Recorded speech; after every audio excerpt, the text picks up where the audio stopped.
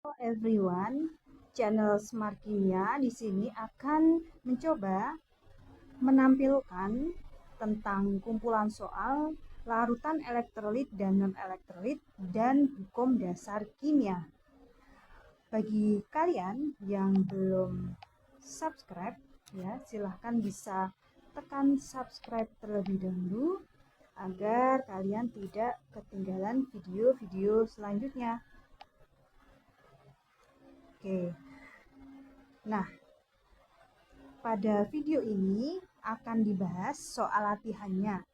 Nah, soal latihannya itu bisa kalian dapatkan dengan download di deskripsi box. Linknya ada di deskripsi box. Silahkan bisa di-download, kemudian dikerjakan terlebih dahulu, baru melihat video pembahasan ini. Nah, video pembahasan ini adalah video untuk persiapan menghadapi asesmen sumatif yang pertama.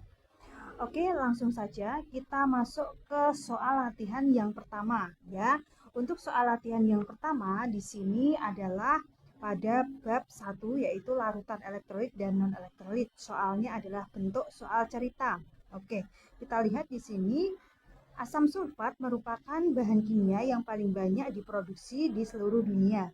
Zat kimia ini secara luas digunakan dalam berbagai industri dan untuk keperluan rumah tangga. Asam sulfat dengan rumus kimia H2SO4 sering disebut dengan istilah King of Chemicals karena begitu banyaknya kegunaan asam sulfat dalam dunia industri. Asam sulfat sangatlah berbahaya bila terkena jaringan kulit karena sifatnya yang korosif ya, akan menimbulkan luka seperti luka bakar pada jaringan kulit. Semakin tinggi konsentrasi asam sulfat, semakin bertambah bahayanya. Walaupun asam sulfat tersebut encer, akan tetapi mampu mendehidrasi kertas jika tetesan asam sulfat dibiarkan di kertas dalam waktu yang lama. Pada percobaan di laboratorium dilakukan uji coba kemampuan daya hantar listrik larutan asam sulfat ya, menggunakan serangkaian alat uji nyala lampu. Hasil uji coba tersebut menghasilkan nyala lampu yang terang dan gelembung yang banyak ya pada sekitar elektroda. Berdasarkan informasi di atas, berikan tanda centang pada pernyataan yang benar dan tanda silang pada pernyataan yang salah mengenai larutan asam sulfat. Oke, kita bahas untuk yang pernyataan pertama. Hasil percobaan sesuai karena asam asetat merupakan larutan yang bersifat asam kuat ya, dan berdasarkan daya hantar listriknya masuk ke dalam jenis larutan elektrolit kuat. Oke, di sini ada hasilnya ya. Ini asam sulfat yaitu nyala lampunya terang dan gelembungnya ini banyak. Maka jika dikatakan percobaan sesuai, ini betul karena asam asetat. Nah, tapi di sini dia bilangnya adalah asam asetat. Padahal pada soal itu pada wacana itu asam sulfat. Nah, di sini kalian harus teliti ya. Maka untuk pernyataan yang A ini adalah salah ya. Berarti kita disilang ya. Maka salah gitu. Yang benar ini kita strip aja gitu ya. Oke, kemudian lanjut ke yang pernyataan B. Ini pernyataan B ya harusnya ya. Oke, reaksi ionisasi asam asetat adalah terionisasi sebagian. Dia juga bilangnya asam asetat, padahal dalam wacana itu asam sulfat. Nah, maka di sini dia salah ya. Kita berikan tanda silang pada bagian yang salah. Benar kita strip. Oke, yang C ya di sini asam asetat lagi dalam pelarut air tidak dapat membentuk ion-ion. Nah, ini dia tidak berhubungan dengan wacana ya, maka ini juga salah. Oke. Oke, seperti itu. Tonton video ini sampai habis karena soal yang dibahas di sini adalah soal-soal yang mirip nanti akan keluar di asesmen sumatif yang kedua ya. Tapi jangan lupa juga untuk kalian bisa belajar yang lainnya juga. Gitu ya. Lanjut sekarang untuk soal yang kedua. Oke, di soal yang kedua ini masih dalam materi bab 1 yaitu larutan elektrolit dan non-elektrolit. Perhatikan data berikut. Oke, ini ada data ya, nomor 1 sampai dengan nomor 6. Nah, di sini ada tipe, di sini ini oh, enggak ternyata ya. Oke, nah di sini untuk soalnya berdasarkan data percobaan tersebut, golongkan larutan tersebut sesuai dengan kemampuan daya hantar listriknya. Elektrolit kuat, elektrolit lemah, atau non elektrolit. Oke, berarti kita golongkan di sini ya.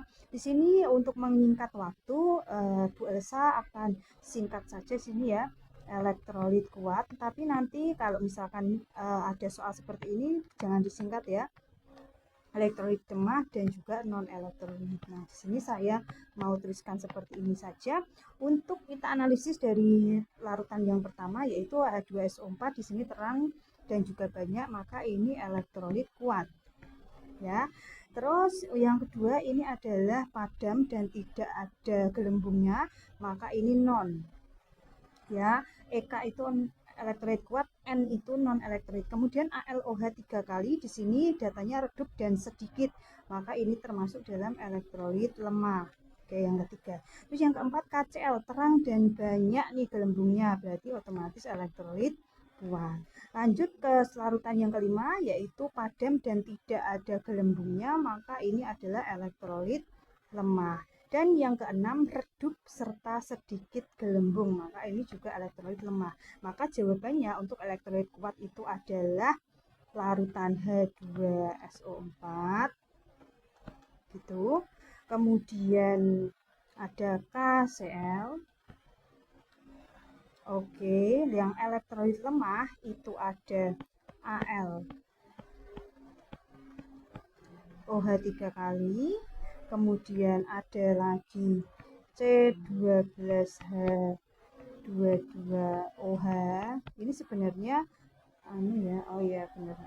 Oke, terus selanjutnya adalah HCN, ternyata ada 3. Oke. Terus yang non elektrolit hanya ada 1 yaitu C2H5OH. Oke. Itu. Lanjut ke soal yang nomor 3. Oke, garam dapur adalah sejenis mineral yang dapat membuat rasa asin. Biasanya garam dapur yang tersedia secara umum adalah natrium klorida atau NaCl yang dihasilkan oleh air laut. Garam dalam bentuk alaminya adalah mineral kristal yang dikenal sebagai batu garam atau halite ya. Garam ketika diuji menggunakan kertas lakmus, warna kertas lakmus biru akan tetap biru dan kertas lakmus merah akan tetap menjadi merah, sehingga dapat diketahui bahwa sifatnya adalah netral. Jawablah pertanyaan berikut mengenai NaCl berdasarkan kemampuan daya hantar listriknya. Oke, kita jawab yang A dulu nih. NaCl di dalam pelarut air termasuk ke dalam jenis larutan. Oke, berarti yang A ini karena dia ya merupakan garam ya, garam yang kuat, maka dan dia terionisasi sempurna ya, maka ini adalah elektrolit kuat ya, yang ini ya, elektrolit kuat. Oke, saya singkat elektrolit kuat. Nah, yang pertanyaan B, berdasarkan reaksi ionisasinya, jelaskan alasanmu terkait jawaban pada 3A. Oke, maka di sini kita tuliskan dulu reaksinya. Nah, NaCl dalam bentuk larutannya, berarti di sini dia fasenya adalah api, dia akan membentuk ion terionisasi sempurna menjadi Na+ ya. Dan juga Cl-. Nah, di sini penulisannya kalian harus lengkap ya. Harus ada fasenya Ag dan Ag juga. Koefisiennya juga harus lengkap karena di sini semuanya 1 berarti sudah setara semua. Nah, di sini dia terionisasi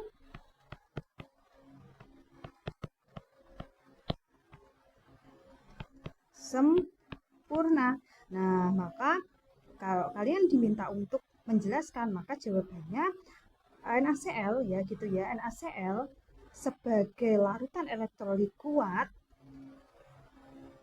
hal ini disebabkan karena dalam pelarut air NaCl terion sempurna, ya kata kuncinya adalah terion sempurna menjadi Na+ dan juga Cl-.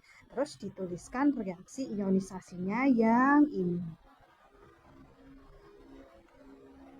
Oke, gitu ya untuk soal yang ketiga. Oh maaf, berarti ini ada 3 soal bab 1 yaitu elektrolit dan non elektrolit. Oke, kemudian baru soal berikutnya adalah soal bab 2 yaitu hukum dasar kimia. Lanjut sekarang soal yang keempat ya. Di sini soal yang keempat bunyinya adalah logam magnesium memiliki massa 4 gram yang dibakar dengan 6 gram oksigen menghasilkan magnesium oksida. Berapakah gram massa magnesium oksida yang dihasilkan atau terbentuk? Ini merupakan penerapan dari hukum Lavoisier atau hukum kekekalan massa. Jadi, massa sebelum sama dengan massa sesudah reaksi. Nah, untuk penulisannya ya, kita bisa tuliskan seperti ini, magnesium itu Mg ya. Oke, direaksikan dengan oksigen membentuk magnesium oksida. Nah, seperti ini ya. Oke. Ini magnesiumnya adalah 4 gram. Ya, dan oksigennya adalah 6 gram. Nah, berapa nih ya masanya di sini yang terbentuk? Maka terapkan hukum kekekalan massa. Massa sebelum sama dengan massa sesudah reaksi. Massa sebelum reaksi ini totalnya ada berapa? 4 ditambah 6 itu 10 gram. Maka di sini massa sebelum dan massa sudah reaksi itu sama. Maka di sini adalah 10 gram gitu ya. Maka untuk soal nomor 4 jawabannya adalah 10 gram. Oke, cukup mudah ya. Tonton video ini sampai akhir karena soal-soalnya adalah mirip sehingga kalian punya gambaran besok itu kimia yang keluar itu seperti apa sih soalnya gitu. Oke ya, dan bisa digunakan sebagai media belajar kalian juga ya. Sekarang soal yang kelima. Hidrogen dan oksigen membentuk air dengan perbandingan massa 1:8. Berapa gram air yang terbentuk pada reaksi 3 gram hidrogen dan 20 gram oksigen? Dan apakah ada zat yang bersisa? Maka di sini pertanyaannya ada dua ya. Berapa gram air ya yang terbentuk dan apakah ada zat yang bersisa? Jawabannya harus lengkap. Oke, sekarang kita kerjakan bareng-bareng ya. Hidrogen dan oksigen di sini bereaksi. Hidrogen H2 ya, bereaksi sama oksigen O2 membentuk tanda panah air. Kalian sudah tahu air adalah H2O gitu ya. Ini boleh disetarakan, boleh enggak. Misalkan tidak, ya sudah tidak apa-apa. Nah, di sini perbandingannya adalah 1:8 gitu ya. Nah, di sini mau saya buat tabel ya. Mula-mula nilai kelipatan perbandingan bereaksi dan juga sisa ya, ini singkatan. Mula-mulanya berapa nih? Hidrogen adalah 3 gram ya, terus oksigennya adalah 20 gram. Nah, berarti untuk H2O-nya kan belum terbentuk, maka kita strip saja gitu ya. Terus kita cari nilai atau N-nya ya, N-nya di sini nilai kelipatan perbandingannya. Caranya adalah dengan membagi 3 ya, mula-mulanya dibagi dengan perbandingannya yaitu 1. 3 bagi 1 adalah 3. Terus yang untuk O berarti 20 mula-mulanya dibagi dengan perbandingannya itu 8. 20 dibagi 8 adalah 2,5. Untuk H2O-nya tidak usah. Nah, dari 3 sama 2,5 ya, ini ya 3 sama 2,5, pilih yang kecil. Yang kecil adalah si 2,5. Nah, di situ saya lengkapi terus saya centang biar gampang. Yang 3 ini tidak usah dilihat ya. Saya silang saja. Kemudian untuk mencari berapa di sini yang bereaksi, maka saya kalikan ya, tidak usah melihat 3 ini, sudah saya silang. Nah, melihatnya adalah 2,5 yang di sini. 2,5 ya dikalikan dengan 1. Nah, hasilnya adalah 2,5.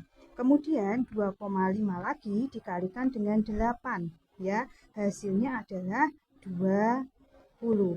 Nah, ya. Oke, maka di sini baru kita kurangkan.